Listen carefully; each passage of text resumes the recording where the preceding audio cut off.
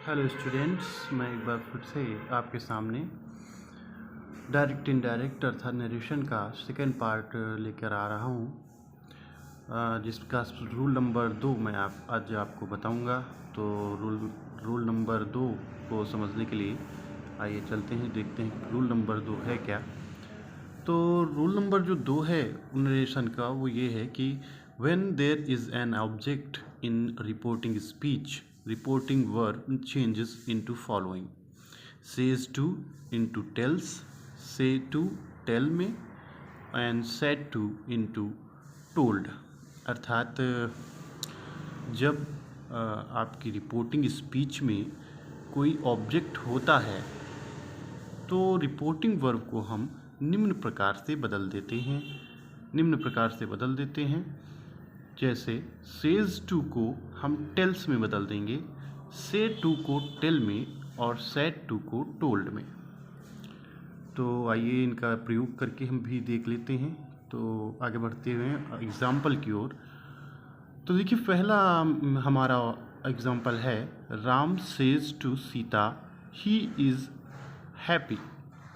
अब देखिए इसमें रिपोर्टिंग स्पीच जो है आपकी, इसमें ऑब्जेक्ट है। ऑब्जेक्ट कौन है? सीता।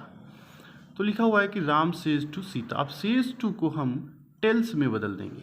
तो जो इनडायरेक्ट बनाएंगे तो लिखेंगे Ram tells Sita that he is happy. Says to को हमने टेल्स में बदला, उसके बाद सीता जो ऑब्जेक्ट है उसको लिखा, और उसके बाद कामा इन्वर्टेड कामा को हटाकर हमने दैट का प्रयोग किया और फिर लिखा ही इज़ हैप्पी।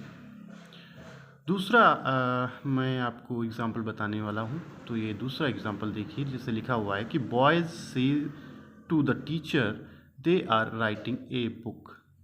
अब इसमें आपका ऑब्जेक्ट जो है रिपोर्टिंग स्पीच में द टीचर है। तो जब इसको इनडायरेक्ट में चेंज करेंगे तो लिखेंगे बॉयज़ टेल द टीचर। अब से को हमने टेल में बदल दिया, से टू को। देखिए पूरा बदलेंगे, से टू जो है वो पूरा बदला जाएगा, ये नहीं कि हम से को ही बदल दें। तो से टू पूरा बदला जाएगा। उसके बाद लिखेंगे से टू को हम टेल में बदलेंगे, उसके बाद लिखेंगे द टीचर, और उसके बाद कामा इन्वर्टेड कामा को हटा देंगे और लिखेंगे that they are writing a book. अब अगला एग्जाम्पल देखते हैं। अगला एग्जाम्पल है सीता सेड टू राम। अब इसमें राम ऑब्जेक्ट है हमारा, और उसके बाद लिखा हुआ है कि सी इज़ रेडी टू गो। अब उसको इनडायरेक्ट में बदलेंगे तो लिखेंगे सीता सेड टू को हम बदल देंगे टोल्ड में, और दैट का प्रयोग करेंगे।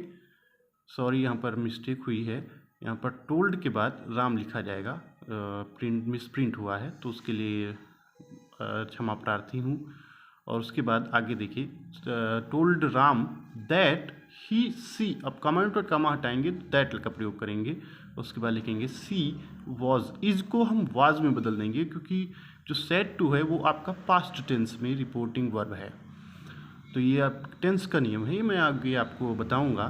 फिलहाल के लिए आप आगे देखिए, लिखा हुआ है कि सी वॉज रेडी टू गो।